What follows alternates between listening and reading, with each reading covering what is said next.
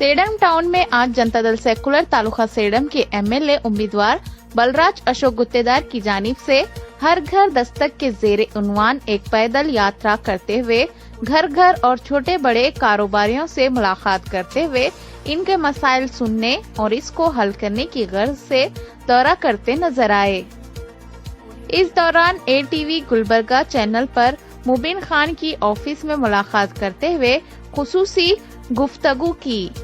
आइए सुनते हैं इस ज़मन में आपका क्या कहना है।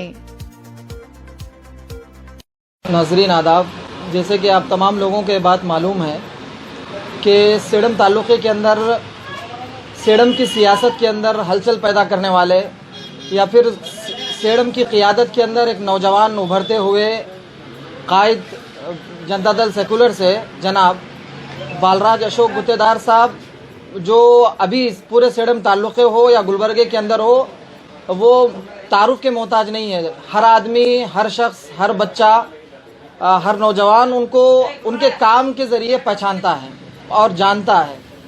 चाहे वो कोरोना के दौरान गरीबों की मदद करना हो या फिर एम्बुलेंस की सरबराही हो या संगावी, मलखेड़ और दिगर ताल्लुका गाँव में और खुसूसन गढ़ीकेश्वर के अंदर जहां भूकंप आई थी वहां पर उन लोगों की मदद करने का मामला हो, हर मामले में जनाब बलराज अशोक गुत्तेदार साहब अपना खुद ज़ाती तौर पर उनकी इमदाद किए हैं। किसी भले वो पार्टी के जिम्मेदार की हैसियत से है, एमएलए के कैंडिडेट है, इसके बावजूद वो अपने खुद ज़ाती खर्च के ज़रिए लोगों की मदद किए हैं।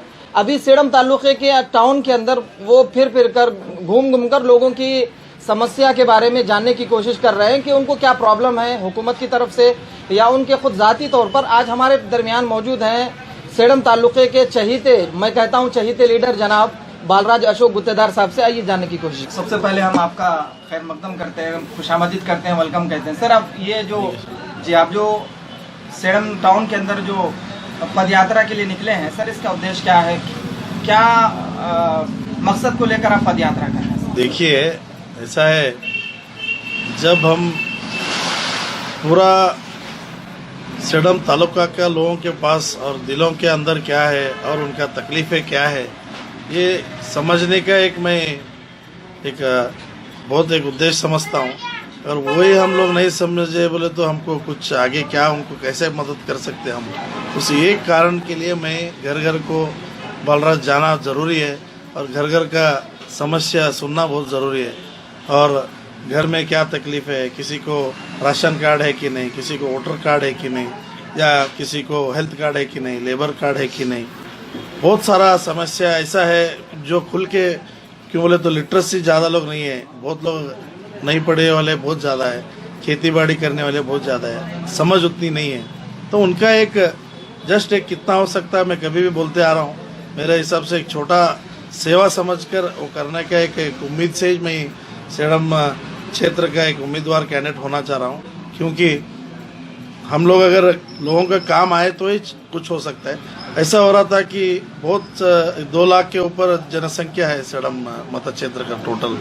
तो हर जन को अगर मैं जाके हर घर को और उनके बारे में क्या तकलीफ में है और सेडम की जनता कौन सा एक परिस्थिति में झेल रहे हैं, ये चीज़ अगर जानना ज़रूरी है। समझने के लिए मैं समझ गया कि हर घर को अगर मैं पदयात्रा करूँगा तो मुझे उससे कुछ ना कुछ अच्छा या बुरा या हर चीज़ सुनने को मिलता है और उनका मैं कुछ काम आ सकता हूँ करके।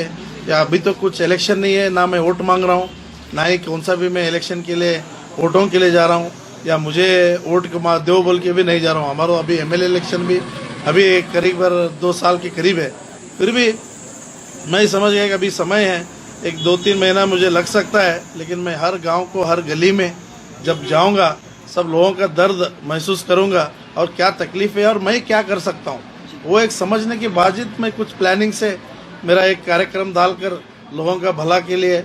आजकल आप देख रहे हो ऑफिसर से कई ऑफिसर्स लोग नेग्लिजेंस से बहुत सारा काम नहीं हो रहा है, वो चीज़ हम उनको पीछे गिर कर उनको लोगों को मदद दिला के उनका एक हमदर्द बनना चाहता हूं और उनके लिए हम बहुत ज़रूरी है। मेरा पहला मकसद भी वही है और अभी भी मैं कभी भी बोलता हूं, लोगों का काम करना ही हमारा मकसद है। इसी के ज़रान मैं अभी राजनीति में आया हूँ।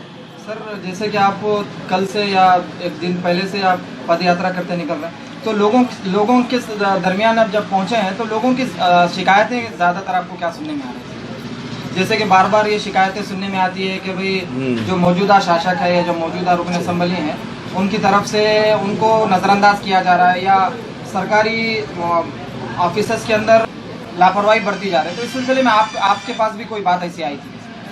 बहुत सारे मुद्दे आए हैं और बातें भी आई हैं। आप बहुत सही बोले। आप बहुत सारे नाखुश भी लोगों जताए कि हम लोग इनको भी अभी जो शासक साहब है उनको भी हम लोग कई बार, जैसे कि आप, मैं मार्केट में हूँ अभी, आपको आप जो देख रहे हो आप यहाँ मैं मार्केट, हर दुकानदारों को भी मैं डोर टू डोर डिलीवरी उनके साथ उनके पास जा रहा हूँ उनको पूछने के लिए क्या तकलीफ है। उन्होंने बोले हम इतना साल हो गया हम मांगते आ रहे, हमको एक अच्छा शौचालय नहीं है, वो एक शौचालय भी हमको करते हैं। हम इतना व्यापारी लोग हैं, हम लोग जाना बोले तो कहाँ जाना, या तो हमारे घर को जाना, वो घर को जाते समय हम दुकान बंद करके जाना पड़ता है, बहुत सारा हमको बिजनेस नुकसान होता है। एक अच्छा शौचालय नहीं है बोलकर एक बहुत बड़ा मुद्दा उन्हें हो दुकानदार वाले बोले। ऐसे कई एरिया में हम लोग जब भी गए, कचरा उठाने वाले म्यूनसिपाल की तरफ कंप्लेंट्स है, कचरा नहीं उठा रहे, नल सही नहीं जगह आ रहे, और वो गंदगी कहाँ है वहाँ पर वो केमिकल्स नहीं मार रहे, बहुत सारा मच्छर हो रहा है, और जहाँ जहाँ गंदा कर रहे हैं वहाँ पर स्वीपर्स लोग आकर करेक्ट क्लीन नहीं कर रहे हैं। ऐसे कई मुद्दे हैं और लोग भी परेशान है। हम जाए भी किसके साथ? अभी मैं जाने के मुझे वही पूछ रहे, आप लोग आते हो, सुनते हो, जाते हो, लेकिन करते कोई नहीं बोल के। ये एक बड़ा दुख वाला बात है राजनीति वाले को।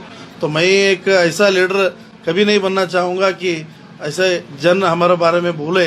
ये चीज़ बहुत दुख वाला मुझे लगा। अब यही चीज़ मैं जानने के लिए मैं हर घर घर को पद यात्रा कर रहा हूँ। इसी कारण लोगों का दिल में और दिमाग में क्या है। और पार्किंग का बहुत बड़ा मसला है सेडम के अंदर, पूरा सेडम के अंदर। जैसे आप बोले सर, इसी सिलसिले में मैं एक बात बोलना चाहता हूँ। अगर ट्रैक अगर हट गया, वो तो बस स्टैंड के सामने उनका लैंड है जो वास्तु होता है या सेंट्रल गवर्नमेंट का है, पता नहीं। वही थोड़ा अगर कंपाउंड पीछे हट गए तो दुनिया का पार्किंग मिल जाता है। इसके बारे में सरकार को सोचना चाहिए। और वो लाइन पे बहुत सारा सरकार जमीनें हैं, पहले जैसे IB हो गए, वो अस्पताल बने, उसको हटा के पार्किंग कर सकते, क्योंकि आप आबादी तो बढ़ने वाला।